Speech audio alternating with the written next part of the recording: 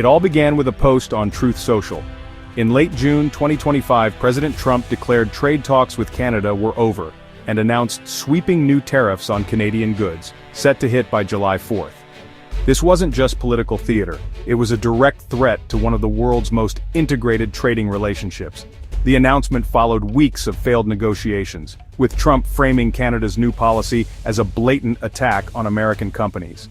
The US and Canada, deeply intertwined economically, now face the real risk of a trade war that could disrupt millions of jobs in complex supply chains. The July 4th deadline loomed, creating urgency and anxiety in both countries. Financial markets grew jittery, business leaders issued warnings, and citizens wondered how a digital tax dispute had escalated so quickly. The world watched as two allies stood on the brink of a trade conflict that could damage their long-standing partnership. The question, how did it come to this, and could disaster be averted?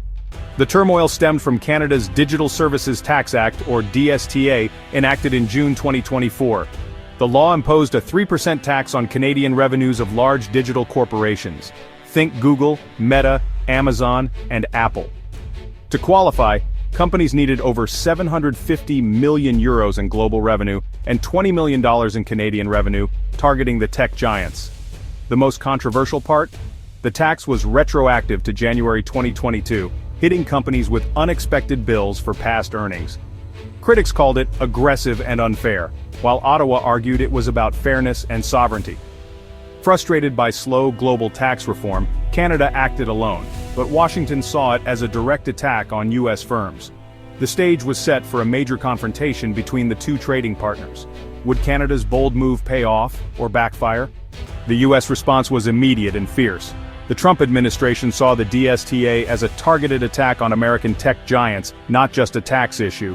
A Section 301 investigation concluded the tax was punitive and discriminatory, giving Trump legal grounds to threaten tariffs. U.S. Trade Representative Katherine Tai vowed to defend American companies, reinforcing a hard-line stance. Tech firms argued the retroactive tax was unjust and would stifle investment, ultimately hurting Canadian consumers and businesses. The U.S. insisted digital taxation needed a global solution, not a patchwork of national laws. The fear, if Canada's tax stood, other countries might follow, creating chaos for global trade. For Washington, this was about more than tech. It was about protecting the global economic order. The pressure on Canada was mounting. The threat of a trade war cast a shadow over both economies. The U.S.-Canada trade relationship is massive.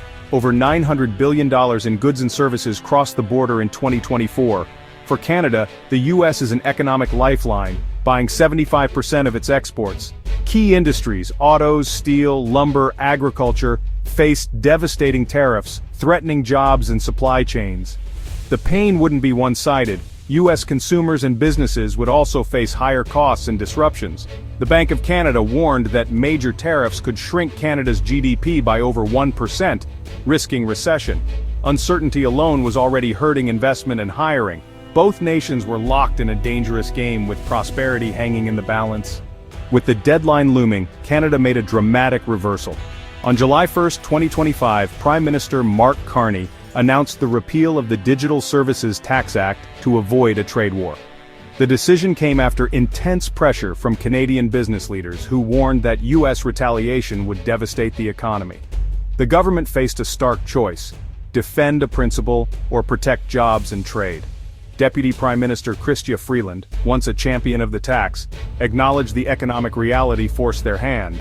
The Trump administration's threat was credible, and the risk too great to ignore. By scrapping the tax, Canada removed the flashpoint, paving the way for de-escalation.